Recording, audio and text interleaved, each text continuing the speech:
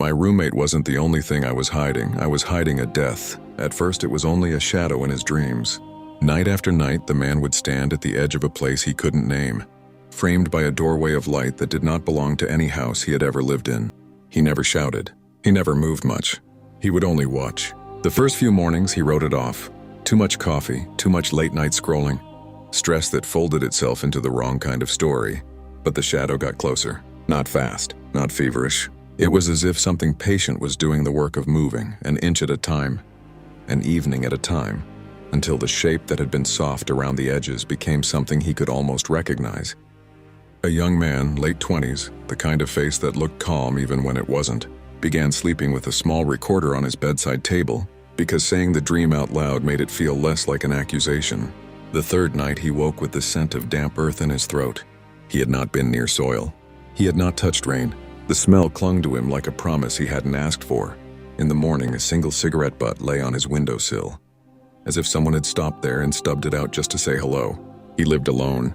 He did not smoke. The dream started giving him things to find in the day. A shoelace left in the stairwell, a folded photograph tucked beneath his windshield wiper. When he unfolded that first picture at home, his hand shook. Two people laughing, wind in their hair. A bright moment that did not feel like it belonged to him. Somehow did. Someone had written one word on the back, forgive. He told himself he was being ridiculous. He told John, his roommate, that he'd bought a cheap camera and pointed it at the corner of the kitchen as a joke. Jan laughed and said, "You and your ghost diaries." His laugh was the kind of everyday armor people wear to avoid watching something disintegrate. He wanted that armor. He wanted to keep walking to work, hands in his hoodie pockets, forgetting to water the plants and letting life be ordinary. But ordinary was slipping through his fingers like wet paper. Then he saw the man in daylight. He was in a grocery store, almost brushing a plastic basket with his elbow, when he caught the silhouette of him between aisles. The stranger, tall, broad-shouldered, with a faint scar on his brow, was looking at canned tomatoes as if the labels were maps. He didn't think of anything clever. He didn't plan to look. He only saw that scar, a pale, thin line like punctuation, and something in his chest stopped being ordinary air and turned into the sound of a drum. The man looked at him, not surprised, not pleased. He looked at him like someone who had been waiting for the exact moment he finally noticed him. For a fraction of a second, the store hummed differently. The fluorescent lights buzzed like insects in an old radio. He did not speak. He did not move toward him. He turned as if deciding that among all the aisles in the world, this would not be the place for conversation, and faded into a wall of shoppers. He left his cart in the middle of the aisle and walked in aimless circles, trying to shake the feeling crawling under his skin. His phone, the one that always held half-written notes in two, many open tabs, and suddenly felt heavy, like something he didn't want to touch. When he came back an hour later, the man was gone, but a note waited under his windshield wiper. Nothing long, just a place and a time. Meet me where the river bends. He hadn't been there in years. The river was the kind of place that kept the stories people tried to bury. It remembered the scrape of shoes on gravel, the way voices sounded different when they were spoken too late. Memory worked like a slow machine. Once you pulled one piece loose, the rest followed. At dusk he went. The air smelled of wet stone and something older. Tucked into the curve of the railing was a small arrangement, too deliberate to ignore. A child's shoe, a lighter, a photograph folded into a square that felt heavier than paper should. When his fingers touched it and he saw the faces, the laughter he remembered, as something bright twisted into something he couldn't, separate from the moment at the bend. After that, the dreams changed. They stopped being passive. They showed him things: a watch frozen at 11:17, a shoe sinking into mud, a woman crossing against the light. And sometimes when he woke, traces followed him into the day, a smear where there should be none. A leaf stuck to his shoe though he hadn't stepped outside. He tried telling people.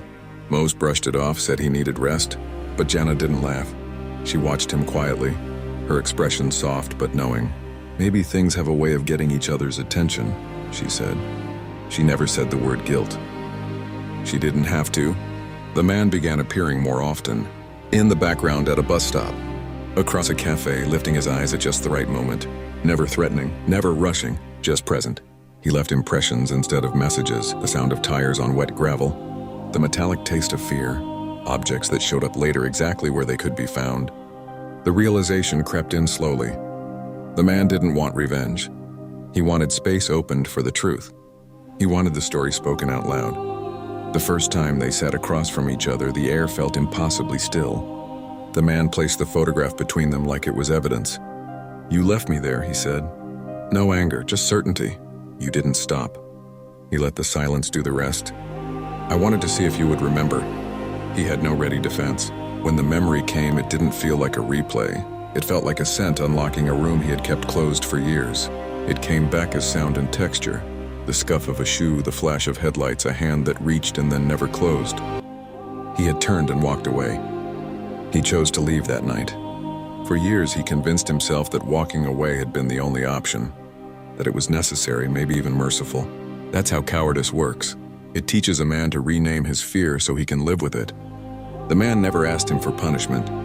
He asked for the story. The task set before him was simple and monstrous at the same time. He was to go back to the people who had been there and tell them the truth plainly. Names at times.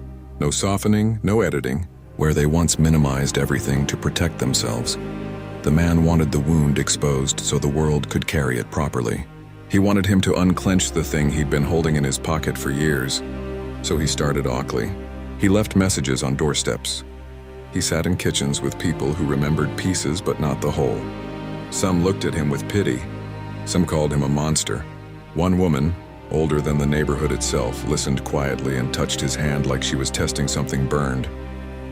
Her eyes weren't angry, they were tired, like someone who had seen enough winters to know frost always comes the same way. As he did the work, the dreams changed. They became rehearsals. The man would place him back in the scene and wait. Sometimes he moved differently, sometimes he didn't. When he failed, shame sat on his lungs like a stone. One night the dream didn't end. It paused. The man stood in the doorway and said it plainly. "You left me there." No accusation. No raised voice, just fact. He woke up with both hands pressed against his chest like he was holding something wild inside him. After that, the line between sleep and waking blurred. One morning he found messages sent from his own phone. Confessions he didn't remember typing. Raw pieces of the truth, sent to the people who were there that night. Some forgave him. Some sent back phone numbers, old records, questions. The city itself started to feel different, like the past he had buried was rising through the cracks. The man met him again after the confessions. He didn't look angry, just settled. "You did what I asked," he said. "You made the story visible."